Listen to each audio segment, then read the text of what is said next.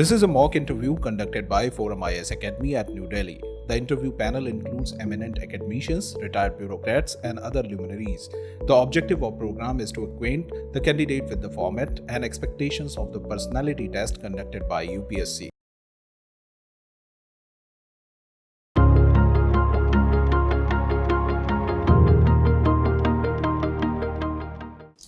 May I come in, sir? Yeah. Good afternoon, sir. Shubham. Good afternoon, sir. Yes, sir. Please take your seat. Thank you, sir.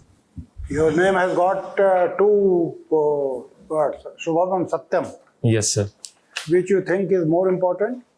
Sir, both are equally important, sir.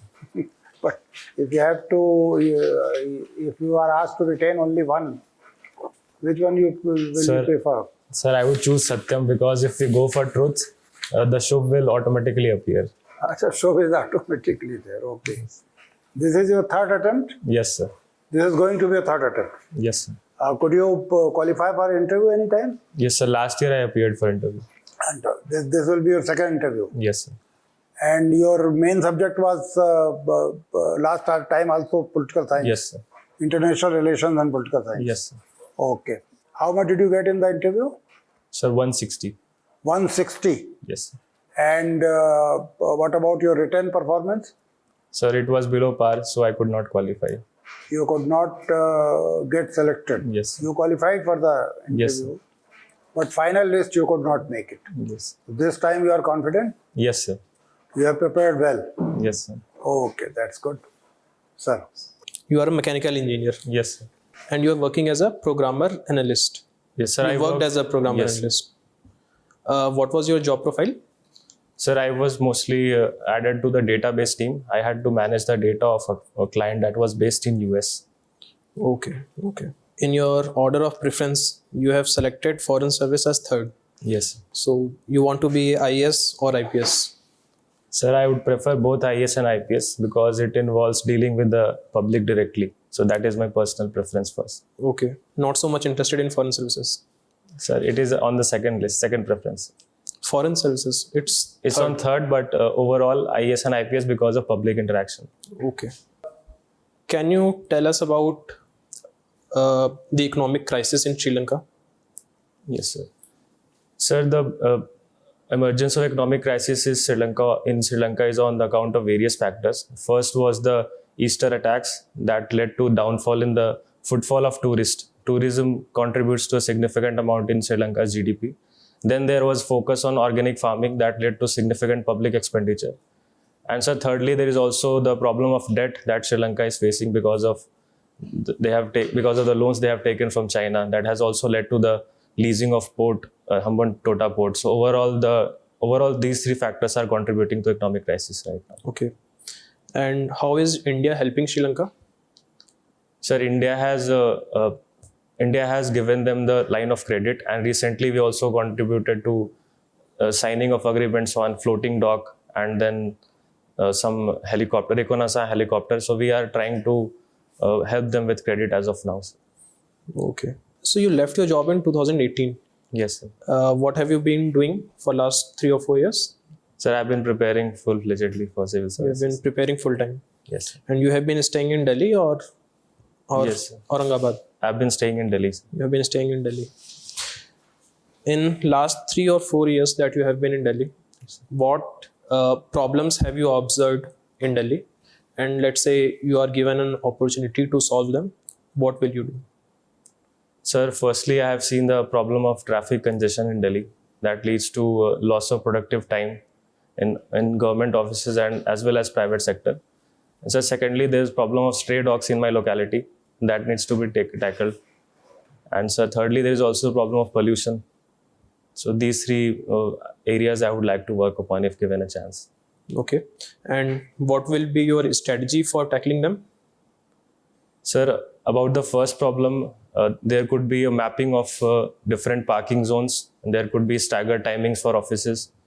And sir, about the second point, the problem of stray dogs, we should coordinate with NGOs that work with animals and along with the municipalities to ensure that coordinated efforts are done to curb the menace of stray dogs that sometimes goes haywire. And so thirdly, about the pollution, the government is already doing a lot of efforts like smog tower. And then recently a statutory body was also constituted to ensure that efforts are coordinated along with the state governments. So apart from that, we could at the personal level prefer public transport and go for electric mobility. So these will help in solving the problems in the long run. Okay. Shubham, why is there so much charm for IAS, IPS in Bihar, even in Uttar Pradesh? Why so many young people want to become IAS and IPS from this area? Sir, firstly, there is a factor of demand and supply mismatch. Both UP and Bihar have a huge population, and that leads to a lack of opportunities in proportionate to the population size. So gradually, they have a affinity for government services, which comes with a lot of prestige and career stability. So this is the prime reason. And secondly, these are also not industry well developed. So even in other sectors, there is lack of employment. So these two are factors that contribute to the emergence of these services as a primary option. Okay. Recently, Center has suggested some changes in IAS cadre rules. Yes. Are you aware of this? Yes, sir. Can you explain them? And what is the problem of other states? Why are they opposing this? Sir, the cadre rules have been changed and now the central government can ask for deputation of certain officers without the consultation of state government. So these changes are seen as an attack on federal structure. So some of the states have alleged that the diminishing role of states would lead to a lack of coordination among the services, because all India services officers are recruited by the central government, but they are in the immediate control of state government. So this is the issue. Okay. And why these changes were made? Yeah, why these changes has been proposed? Sir, these changes have been proposed due to the lack of officers at the deputation level. So union government is facing shortages in different departments. So to ensure swift coordination with state governments and to ensure the departmental work is not affected, this is being done. Okay. Don't you think that we should go for hiring more people rather than forcing people working in states to come and work in center? Yes, sir. The government is also undertaking lateral entry provisions, and currently it is not being scaled up because there is a lack of enthusiasm from private sector people to join the services. But this is a good step, and over the years it will help, sir. Okay. So, Shubham, this Ukraine crisis has been good for Indian economy or bad for Indian economy? Sir, in the immediate term, we see there have been a rise in exports, especially wheat and corn, because Ukraine was a supplier of these materials. But overall, due to the war, it will lead to economic slowdown, and that will affect our trade as well. So in the long run, it will affect us. Well, you have studied political science and international relations. Yes. A very interesting and a bit complex situation. We have found that US does not like that India is importing crude from Russia, of course at cheaper rates. But US cannot stop its friend Germany, which is taking huge amount of gas from Russia. Yes. How do you explain that? If, as a diplomat of India, you have to say to this US, sir, this is what you are doing, and you are telling us, tell us in polite and diplomatic words, what would you say? Sir, in an international arena, the national interests are the prime interest, and it is best for any country to not being in any kind of alliance, because then it restricts our options to undertake in such difficult situations.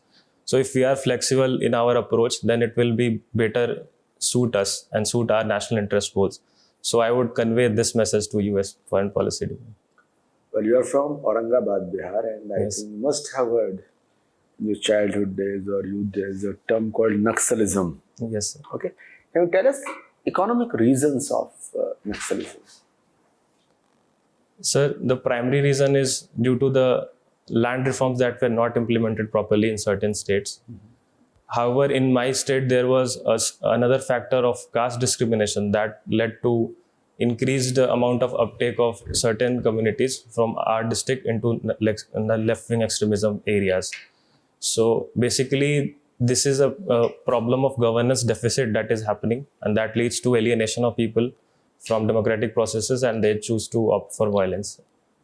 Have you heard of a term called Manrega? Yes, sir. What is that? Sir, it is a assured guarantee of 100 days of labor that involves manual work mostly in rural areas. When Modi ji was not Prime Minister, he used to say that ये तो गड्ढे खोदने वाला काम है, बेकार वाला काम है, लेकिन but still it continued. Yes, sir. And the reason for that, जो PM Modi before he became PM was saying बेकार वाला काम है, लेकिन फिर भी ये चल क्यों रहा है अब तक? What's the reason behind that? Sir, in my opinion, there has been a rebranding of the way MG Narega has been implemented. Now the MG Narega labor force is being used to undertake public asset creations, especially wells in such areas, and then public toilets. So these are contributing to creation of assets. So there is a kind of dignity being associated with the work they are doing now. Last of my questions, that LIC is an organization you must be aware of. Yes. Shares of LIC are being offered to general public. That is called this investment. Yes. So there are two types of statement. One is that is like sale of family silver. Yes. And other is that, no, this is not sale of family silver. Rather, that is a way to improve the functioning and efficiency of the organization. Yes. These are two extreme statements. Where you stand? Sir, my stand is that it is being done to improve the efficiency of PSUs or for that matter LIC, because listing of LIC has led to evaluation of its value and proper price discovery of different assets. So basically this will also lead to participation of private sector players that would further lead to deepening and widening of our insurance market. So these will in turn help in a good spillover effects. So Satyam, you have spent your childhood in Bihar. Yes, sir. You must have seen the backwardness of Bihar. Yes, sir. You believe that Bihar is a backward state? Sir, the Backward in which sense you understand? so backward in the sense that we have poor human development indicators. So, What might be the reasons? sir, firstly, there is a lack of education and health infrastructure that overall leads to negative productivity, slowdown in the way productive functions are organized in the state. And sir, yes. Caste system may also contribute to it. Yes, sir. How? Sir, caste system in Bihar is due to mostly the historical legacy, and then later because of the policies of British government. And over in the years of independence, it has contributed because regionalization of politics has led to emergence of caste. How As a British are supposed to be responsible for it? Did they create one of the stars? Sir, because there was not a favorable environment to undertake social reforms back then. So if social reforms were undertaken much later year in earlier years, then conditions would have improved now. But they introduced universal education.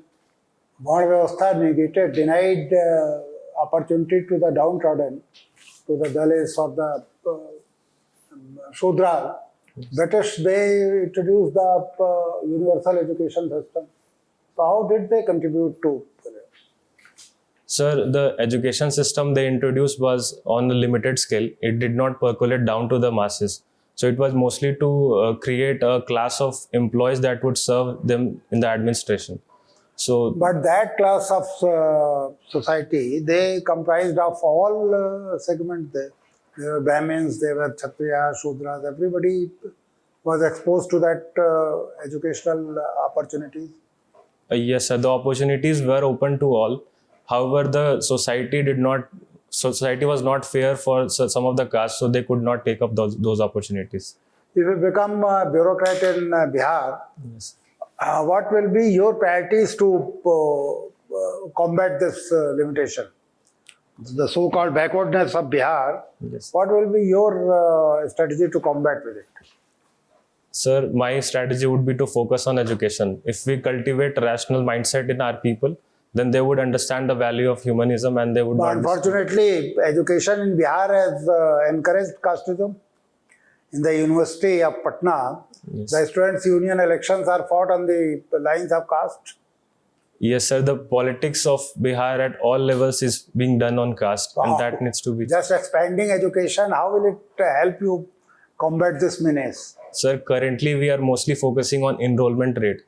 but we are not We are focusing on. enrollment rate in schools and colleges. Okay. However, that is not the criteria to judge, in my opinion. We should focus on the quality of education. So if quality comes to colleges and schools, then we would be able to remove it. Quality will remove caste barriers. Sir, over a period of time, it will, sir. You are sure? Because the best institutions in Bihar, they are divided in caste lines. The teachers' unions are divided in caste lines. The students' union elections are fought on. Patna University was supposed to be Patna College was supposed to be the best in Bihar. Yes, sir. But caste always played very important role there. Yes, sir. Apart from education, we also need to work at the society level for sensitization of masses. So, if we adopt multi-pronged approach, sir, then it will come. Okay. In Karnataka, there had been very disturbing things happening. Yes, sir. Certain girls were denied entry in the colleges because they did not comply with the school uniform. Yes. Recently, certain mandirs are denying the Muslims opening their shops there. So what is your take on these developments? Sir, these developments reflect emergence of fault lines in our society. So we need to sort out the differences. For example, in the case of hijab law, the Karnataka High Court ruled that it is not a part of essential practice. So the schools laws on uniforms, regulations on uniforms should be So adhered. if the girls refuse to put off hijab, they should be denied entry in the schools? Sir, as far as schools premises is concerned, there are certain regulations that need to be followed. They However, should be denied entry in schools.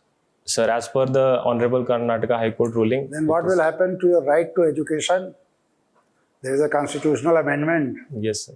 The right to education is inferior to this school uniform system. And no, sir, they both are concurrent. But we need to sensitize the communities about the importance of education alongside maintaining the faith, because they are not being denied in a blatant manner. They are allowed to wear hijab outside the school premises. And what about Muslims not allowed to open their shops in mandirs, mandir complexes? Sir, it is a serious issue and culprit needs to be apprehended, because right to profession is a fundamental right and nobody should be discouraged to. The right to education is also a fundamental right. Yes. At one place, you don't defend the right enshrined in the constitution. The other place, you support this right. Sir, in school, the primary purpose is delivering of education. A kind of uniformity would lead to having a conducive environment wherein people will interact properly. If the fault lines are emerged within the classes, then it would not be conducive for teachers as well to maintain discipline in the class. So it's a kind of a safeguard that we are having, and it would be serving the best interest of both the communities. Okay, please. So Shubham, you studied in a DAV school. Yes. Can you tell me 10 principles of Arya Samaj? Or any three? Yes. Not all 10, just tell me any three principles. Sir, the first and foremost is becoming an Arya. An Arya is the one who goes for truth. And so second is to abide by the ideals of Dayanand Saraswati. That involves discarding idol worship, promoting women education, and not practicing any kind of discrimination in society. So these are the basic tenets of Arya Samaj. So you said like discrimination. So they were against caste system. Yes. So still caste system is so much prevalent, like sir also was discussing. Why do you think that Arya Samaj was not able to undertake? Like you said that, sensitizing the society, that's one way to go about it. Yes. If such a large movement was not able to, rid the society of this bane, if I use that word, then how do you think we should proceed? Sir, in the context of Arya Samaj, in the initial years, the focus was on caste discrimination. However, in the later years, there was emergence of Suddhi and Sangathan movement that led to further fault lines. So even that noble goals were not practiced properly. And even the goals, even the the reach was not so wide of Arya Samaj. It was on a limited scale, mostly in the Punjab and UP region. Okay. So we need to undertake in a holistic manner, sir, to ensure that the development comes. Okay, all right. So you have worked in Kolkata. Yes. See, generally, whenever, in general, if we see that most of the people that go for jobs, the centers are in, say, NCR or Mumbai or Bangalore or Chennai. Why isn't Kolkata there on that map? There are very few companies who are located in Kolkata. Why do you think that Kolkata has, fallen behind in this aspect? Sir, firstly, is because of the location of Kolkata, that is in the northern eastern part, and apart from the emergence of service sector, there's not much of trade there. So, and so secondly, the companies are coming because of the proximity of huge number of population. And Kolkata also, West Bengal also has a lot of engineering colleges that are producing good amount of graduates. So these are locally hired up by those companies. No, my point is why Bangalore or say Mumbai or NCR, say in Gurgaon, Yes. why these regions have developed. For example, I don't agree that there is no connectivity problem. Kolkata has an international airport. Yes. It's well connected through sea as well. There is good trade as well going on. But still it hasn't, been able to catch up with these cities. What are the reasons? Like manpower is not an issue. You just said that there are lots of colleges. They can get, Yes. good qualified engineers there. But still it's not there on the map. What do you think are the reasons? So, firstly, this is the policies of state governments that are encouraging business in these states like Karnataka and Tamil Nadu, but not so much in West Bengal. So, it is the political will that is ultimately responsible for the kind of investment and the kind of businesses goes in the states. So it's only political reason you are saying that the government is not willing to, So, the focus is on different areas. For example, West Bengal is predominantly agricultural state as well. So, the focus is on wheat, rice, and jute. So, currently, service sector is not being taken up in that scale, sir. That is why these investments are not coming. Okay, all right. So you said that your hobbies is blogging. What do you blog about generally? Sir, I blog about varied range of subjects. For example, sometimes I write about my personal emotions about certain events. And then I also write educational blogs to describe a certain event in a simpler manner. And thirdly, I also write about sports, mostly football. So you are interested in football. Yes, sir. Why do you think football is not so popular in India? Sir, firstly, the excessive importance of cricket has led to the flow of funds in cricket only. And cricket has emerged as an icon-centric game. So mostly people are encouraging cricket in our country. However, football is mostly a team sport. So it is less likely to get recognition unless we focus more on expanding the coverage in the country. Okay, just one last question. You are a mechanical engineer. Can you explain how air conditioner works? Sir, there is a compressor that sucks in the air from the outside, and it focuses on maximizing the pressure of the air. And there is a coolant that when the pressure of the air is increased, it gets heated due to adiabatic heating.